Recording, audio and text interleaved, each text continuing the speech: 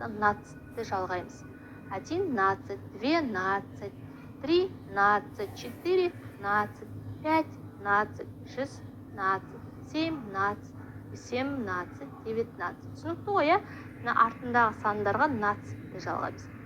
20 мен 30-ға 30, 40-қа 40. Енді 50 мен 80-ның артына 10. Алдыңғы санды айтамыз дағыны артына 10 дегенді жалғауды жалғаймыз. 5, 10, 6, 10, 7, 10, 8, 10. Мысалы, 145 деп айтайық, 145. Немесе 125, 125. Немесе 119, 119, 19. Немесе 166, 166.